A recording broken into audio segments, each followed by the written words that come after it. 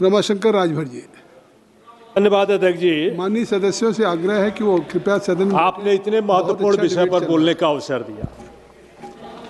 अध्यक्ष जी, हमारा मुल्क परंपरा सभ्यता बहुत दिनों से संजोए हुए है।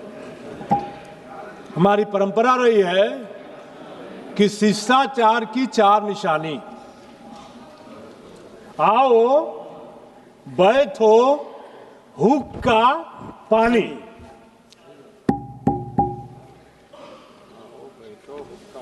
सभापति जी, 17वीं शताब्दी में पुर्तगाल से तंबाकू आया। हमारे देश में उसका विकल्प लोगों ने तेंदू पत्ता निकाल लिया। वो सिगरेट में भरने के लिए लाए थे, तेंदू पत्ता में भर करके बीड़ी बना ली और फिर उसे सभापति जी 1899 के दक्कन में जब भीषण अकाल के बाद बीड़ी का उत्पाद प्रमुख हुआ और यह सभी जात वर्ग के बाधाओं को तोड़कर हुक्के की शक्ल लेने लगा। स्वदेशी आंदोलन ने इसमें चार चांद लगा दिया और स्वदेशी आंदोलन से प्रभावित होकर के देशी अपनाने में इसका काफी प्रसार हुआ। स्वतंत्रता संग्राम के दौरान बीड़ी उद्योग भारतीय समाज के सभी वर्गों को शामिल करने लगा और भारत की अर्थव्यवस्था का एक महत्वपूर्ण हिस्सा बन गया। महोदय, दूसरे विश्व युद्ध के दौरान बीड़ी भारतीय सैनिकों के राशन में भी सम्मिलित थी। इसी से इसकी महत्ता समझ सकते हैं। महोदय, मैं उधर नहीं जाना चाहता। यह व्यवसाय रोटी व्यवसाय शौक और आफत।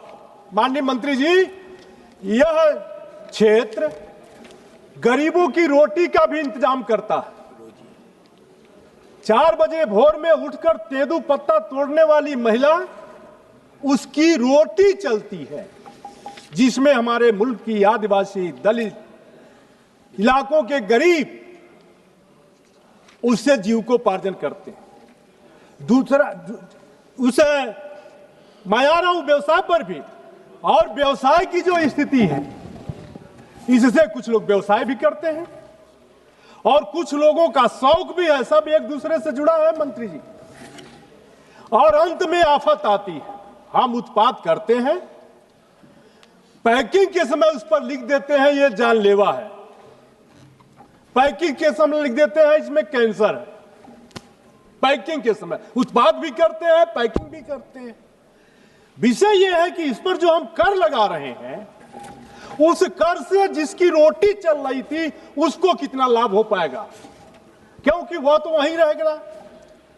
अगर वो नहीं वहां रहता है तो मैं आपसे कहना चाहता हूं सभापति महोदय कि व्यवसाय जहां जहां हमने कर बढ़ाया है, शराब को देख लीजिए, बिहार और गुजरात में शराब बंदी हुई, वहां शराब बंदी हुई, शराब महंगी हो गई, शराब महंगी हो गई, कालाबाजारी बढ़ी और शराब वहां महंगे दामों पर मिलने लगी।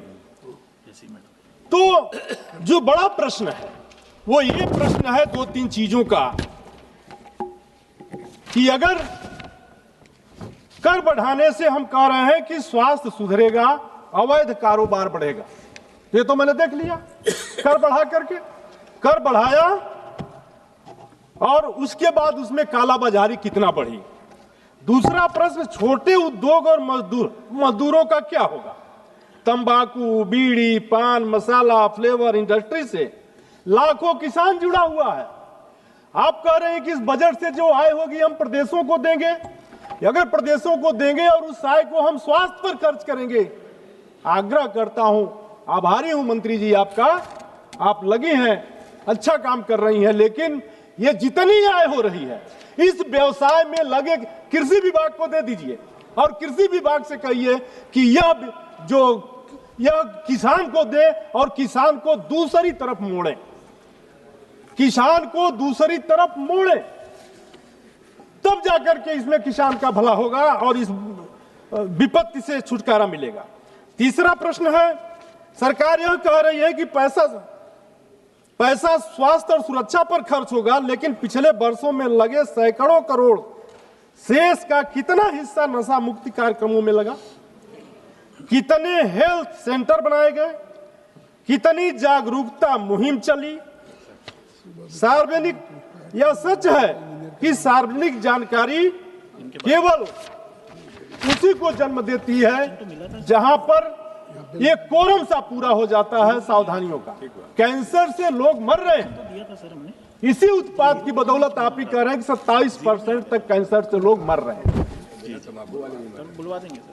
मर तो बिना तंबाकू वाले भी मर रहे हैं, लेकिन जिस लाभ होगा, इस कर से जो लाभ होगा, उस कर से रोटी जिसकी चलती थी उनका क्या होगा? इस कर से जो इस व्यवसाय में लगा व्यवसायी है उसका क्या होगा?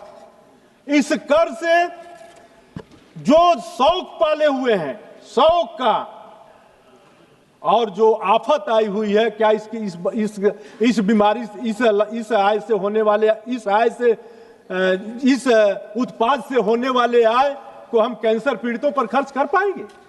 उन्हीं को दे दें, कैंसर पीड़ित जो रोटी इस व्यवसाय में जुड़े हैं। अंत में मेरा एक प्रश्न है कि इस बिल को तुरंत संसदीय समिति को भेजा जाए, इसका स्वास्थ्य, इस सामाजिक और आर्थिक प्रभाव का विस्तृत अध्ययन किया जाए, एमएसएमई, कुटीर उद्योग और छोटे उत्पादकों के लिए विशेष राहत प्रावधान जोड़े जाएं, हेल्थ सिक्योरिटी शेष को पारदर्शी और जनहित में व्यय सुनिश्चित किया जाए। जब तक ये सुधार नहीं होंगे, हम इसमें और सुधार की मांग करते हैं और यह कहते हैं कि इस बिल को निश्चित तौर पर स्टैंडिंग कमेटी में भेजा जाए, ताकि हर इससे प्रभावित होने वाले हर पक्ष की बात संज्ञान में आ सके। धन्यवाद।